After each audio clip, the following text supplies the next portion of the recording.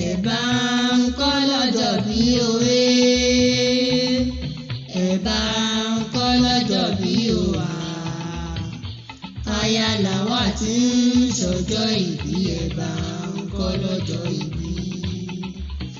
Ọlọ́run yóò fi ẹ̀mí gígùn dá ọ lọ́lá. Àìná, Ọlọ́run yóò fi ẹ̀mí gígùn dá ọ lọ́lá. Kíwọ má ṣe kú lọ́mọdé, àní o, kíwọ má ṣe fàìsàn ló gbà.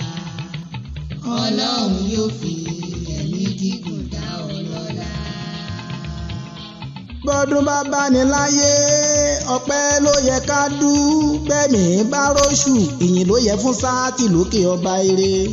Jẹ́jẹ́ láyé, ọ̀kẹ́ lérìnwó àkùkọ ló ń kọ, kíkọ wọn ló jí mi lójú oorun. Ẹ̀ẹ́dẹ́gbẹ̀rún àgùntàn ló ń ké, táriwo wọn ò jẹ́ kí n rórun sùn. Ọba Ṣọlá, ọ̀kẹ́ àìmọye, àwọn ẹyẹ ló ń fò fáyọ̀ lójú ọ̀run. Mo ní kí ló dé?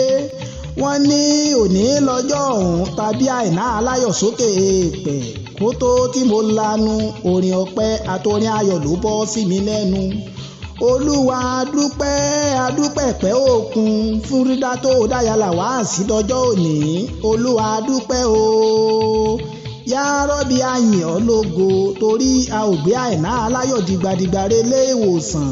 Àní adúpẹ́ torí a ò torí ayálà wá gbégbá bára káàkiri. Ọjọ́ ńlá, ọjọ́ mọ́nìgbàgbé lọ́jọ́ tàbí ọ̀sáyé. Ọjọ́ 13 oṣù kejì, ọjọ́ tó nípa tiẹ̀ nínú ìtàn ni.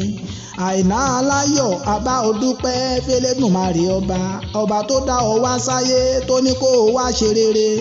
Dúdú Yẹmí abẹ̀rin ẹ̀yẹ lẹ́nu, aláṣẹ àti olùdarí Àìná aláyọ̀ Destiny Extra Beauty Salon and Cosmetics. Àìná orosùn, orí tó gbé wáyé oríire ni. Ikú tó yáwọ́ tí kìí jẹ́kẹ́ni ó tọ́jọ́ òní yálé ẹ. Àrùn tí ń ṣe ni tí kìí jẹ́kẹ́ni ó rí gbà lò òní filé ẹ ṣọ̀dẹ̀dẹ̀. Ọmọdé ni ọ́ òní bá wọn kú ní rèwerèwe. Èmi jẹ́jẹ́ láyé akéwì, olówó orí ẹ àtàwọn ọmọ rẹ ń kí ọ kú ayẹyẹ orí kádún lókè èèpẹ̀.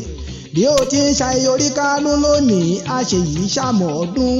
Òní fọdún èyí dágbére fáyé, òní fọdún èyí pété aburú lókè èèpẹ̀. Ìwòyí àmọ̀ ọdún kí o lékún nínú ọlá àtàlàáfíà ara. Òní rí kú ọkọ, òní rí kú ọmọ, kí o fẹ̀mí gígùn pẹ̀lú àlàáfíà lùgbà lókè èèpẹ̀. Àìná aláyọ̀ aya LAWAL, jẹ́ kí n kì ọ́ bí wọ́n ti ń polówó tí fi ń náwó fún ni. Jẹ́ kí n kì ọ́ bí wọ́n ti ń kọba tí fi ń fi ní joyè láàfin. Ó yá nínú ilé àwọn bàbá rẹ̀. Ìlọrin Àfọ̀njá ni ọ́ o, Ìlọrin Àfọ̀njá ẹnu dùn juyọ̀, ọmọ wérí ò tó wénu. Ẹ̀yin lọ́ máa lú bẹ̀m̀bẹ̀ relé àna tó ń ti kàkàkì. Ẹ ò léegun nílé bàbá tó bí ọ, bẹ́ẹ̀ ẹ ò lóró. Ṣe bí tètè jí kí o jí mi kírun lóró ilé bàbá tó bí ọ. Ìlọrin Àfọ̀njá gèrè Álímì, akéwúgbẹ̀rú aṣàdúrà gbọrẹ. Ẹ̀yin lọ́ máa jí fi kálámù dá wọn lẹ́kun àríṣe kan tádígbọ́n. Wéèlù lágbàjì kéwú ni wọ́n ń ké. Eégún wá búra bó bá dénú igbó rí, pàká wá búra bó bá dé gbàlẹ̀. Èrò ìwà yóò pò wá búra bó bá lóbìnrin.